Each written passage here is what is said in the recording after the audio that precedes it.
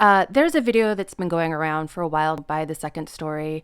It's called something like The Degeneracy of Modern Fiction. There's no such thing as women in fiction. And it makes the bold assumption that feeble girl brains just aren't equipped to deal with smut. And it made me realize that I haven't read anything that made me hate myself in a while. So why not start there? Greetings, I'm Sovereign Sire.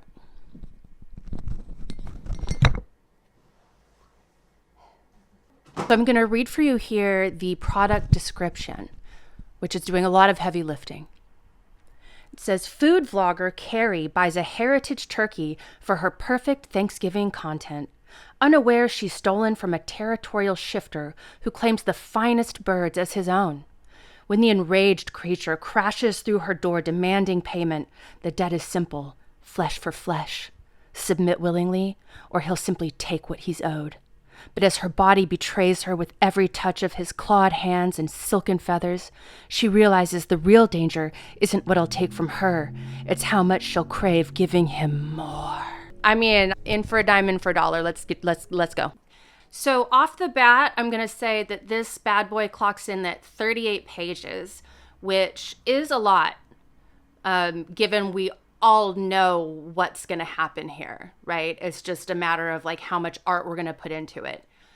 Having said that, I did just finish a Victorian dark romance gothic novel all about HJs. As like on a whim, a friend said, you can't make an HJ sexy. They're just not sexy. And I said, hold my white wine. And I wrote 350 pages about HJs. If you don't know what an HJ is, you're too young for this channel. So off the bat, our trigger warnings are choking, dubious consent, coercion, and turkey. I know some people probably have some weird things around basters because of the way they've been misappropriated. Okay, so we start with our heroine, and I think this really is set to be a book about the emptiness of social influence, because we have an influencer that already is unable to feel like the holiday spirit, the Thanksgiving spirit, because she's overwhelmed with the kind of content she's going to create. So she's rented this great house and she's going to go buy this heritage turkey and she's going to prepare the perfect Thanksgiving special for her content. So we already know this is going to be a meditation on the emptiness of modern life. For example, we're on page 3 right now. And it says, my phone buzzed with notifications as I gathered my equipment bags. 300,000 followers meant constant engagement. But that was fine. I thrived on it. Every like, every comment, every share was validation that I had built something real. It's called irony, if you don't see what's happening here. So already we're feeling a little sad for Carrie because she is describing what she's going to do for Thanksgiving, which is apparently be alone at an Airbnb house. Her entire schedule is consumed with scheduling out her content blocks, what she's going to film where, setting up lights, her camera equipment. Then she's going to go to the farmer's market, get her heritage turkey and her heirloom vegetables. I don't cook. I don't know what that is. But she's going to be making food, which ambitious in this day and age. Still, she's going to be making food. So already to me, she's a fucking hero. But she clearly just doesn't have any family. And she's like, then I'll make the food and then I will spend all Friday editing it and uploading it. She doesn't even talk about eating the food. So this is definitely like a commentary on late stage capitalism for sure. Okay, so now she goes to the farmer's market and there's a mysterious old man and he's the one with the turkeys. And she says, give me the best one you've got. And he's like, sure. What about this one? And it's like a 20-pound turkey. This bitch is eating by herself. So I'm already like very confused and I'm already seeing that this is like a waste on society. This is someone that has no concern for sustainable living. I digress. Then he packs up the turkey and then right before he gives it to her, then all of a sudden he starts like asking questions and second guessing her. So then he's like, are you sure this was like the biggest, toughest tom that I had on my farm? Are you sure you want this bird? And she's like, of course I do. So already it's just, you know, the writing is on the wall. So she gets home, she films some more B-roll content for her viewers. She's just yada, yada, yada. I'm so famous. My followers love my content. I do the best content. This is going to be the best content I've ever done. She goes to sleep. She's dreaming about content. I mean, what a dream. What a dream. If only we could all be influencers. Okay, my first suspension of disbelief is, so she spends the morning cooking this turkey, doing shots, taking all the shots, but like she keeps narrating that she's just gaining followers like hand over fist. And that's just not how that works. Like, no one on Thanksgiving is rushing to follow you for your Thanksgiving content. So I think that this is a case of the writer writing something they don't know. They do have a sense of the vague emptiness of the life of an influencer, of being an online brand. It is dehumanizing. It is an endless feedback loop of validation and despair. They've got that right, but they're kind of getting like the details wrong. Okay, so she's finished cooking the bird. She's talking to her audience. She's like, oh my God, guys, now we're gonna do it. We're gonna cut open this beautiful bird. And that ends the chapter. And then she's cutting into the bird and we know where this is going. Then chapter 2 like starts with a bang, like boom. Front door gets kicked open and she's in shock. Now we're going to get a description of the monster. Something massive filled the doorway. The creature was enormous, just barely clearing the doorway. Its body was covered in glossy black feathers that caught the light like an oil spill. The torso was humanoid but powerfully built, muscles visible beneath the plumage. The arms were thick and strong, ending in large hands tipped with curved talons. The legs were covered in scaly skin, bent backward at the joint, and ended in 4 long toes. I'm wet. I don't know about you, but like, I'm ready. So then she goes on to say, behind the creature, a magnificent tail fanned out, shimmering with iridescent bronze and green. I could not move, could not breathe, could not process what I was seeing. It had to be a costume, right? But it looked impossibly real. And I just keep thinking of the chicken lady from Kids in the Hall. Anyway, there is a recurring character, the chicken lady, that was like a humanoid chicken. Which maybe sounds not super funny, but you gotta watch it. She was really horny all the time. That was like the whole gag, was just horny on main. Anyway, it's very much chicken lady vibes, but the male version.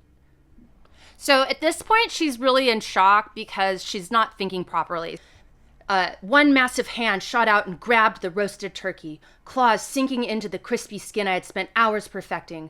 The creature lifted the bird, brought it close to its face, and inhaled deeply through the nostril slits at the base of its beak. I like that they did research. Honestly, just Google bird tongues, because I was like, do birds have tongues? And then I Googled bird tongues, and you will be entertained for hours. Also, look up rabbit's teeth. A sound emerged from his throat, something between a growl and that rattling call male turkeys make. The wattles on his neck flushed a deeper red. We have not gotten a description of the peen yet, which is what I'm really waiting for, because all monster romance really lives and dies on the specificity and uniqueness of the monster. Thief, he hissed. Then, with a violent motion, he hurled the turkey across the room. The bird hit the wall with a wet thud, leaving a greasy streak as it slid to the floor. 20 pounds of perfectly cooked heritage turkey ruined. Hours of work destroyed in seconds. See, she's not really thinking clearly, because right now, every convention of space and time has completely collapsed in on itself. Up is down, cats are dogs. Something fundamentally in the universe has shifted, and she's like, but I spent all that time on that turkey. But like, you already got the content, sis. Like, you don't care about a wasted turkey. You weren't going to eat it.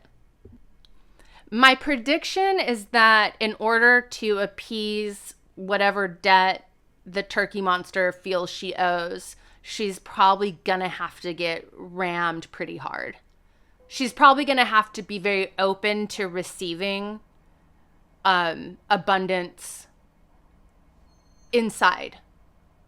Like an inside job. Something that's going to rearrange her interior life and bring her greater understanding and appreciation for connection and embodiment. So then he says, how dare you? That was my finest Tom and you took it to eat it, what, like for your entertainment? And now she's really pissed off because he's basically trying to invalidate her career choice. We're working through this together. So then, of course, like being super pro-capitalist, she's like, I can pay you, I can give you anything. And he's like, human coin means nothing to me. It's flesh for flesh, meat to meat. Slut.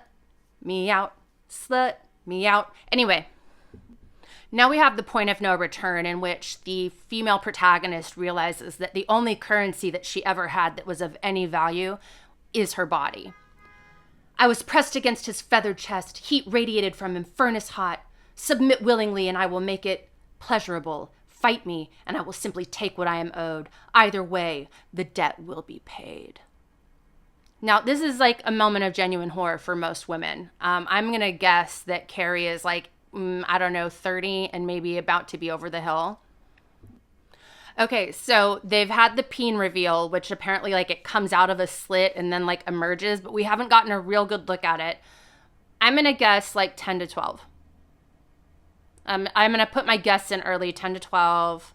It's going to be very humanoid. There's going to be copious amounts of effluvia, as you will. So, like, he gets her to submit, then she tries to run, then he grabs her, then he rips off her clothes. Of course, all this is very humanoid style, so you can tell that this turkey's been around the block. Okay, this is where I'm like really suspending disbelief because the monster, within 2 seconds, knows where to find the clitoris. So, this just took me right out of the story. I can't. You know, I want a little bit of realism. I want to feel like somewhat believable. I have to be able to get lost in the fantasy. And I'm pretty sure he's probably going to go down on her and find her G-spot. I'm guessing this is going to happen in the span of a few pages, but we'll see. Okay, so then they have some plot mechanics going on, like how things are going to fit together. And she's like, no, it'll never fit. And he's like, yeah, it can fit. And then union happens, connection with an X happens, and he says, stuffed, he said, sounding pleased, like the turkey you stole.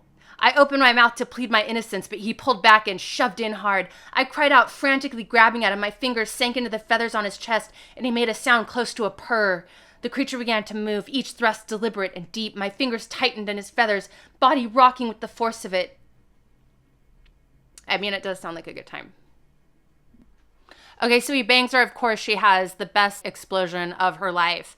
And then he's like, the debt is paid. So I'm really excited to see what the epilogue tells us about, you know, what happened to Carrie. Okay, so then in the end, she's like, oh, that was amazing. I'm going to come back next year. I'm going to just have a normal turkey for Thanksgiving. But then I'm going to buy the best Tom from that farm so that she can get again, right? So overall, I'd give this like an 8 out of 10. It's a short read. It took me 10 minutes. There's a lot on my list. I got a Kindle Unlimited account just so that I could do this reading vlog. I feel like I could constantly be corrupting my very fragile lady brain. Also, I am a writer. I have multiple pen names under which I write multiple types of things. There will be links in the description where you can find some of my monster romance stuff. Anyway, I did it, you guys. I did it. It's January 5th, and I did it. I did a fucking reading vlog.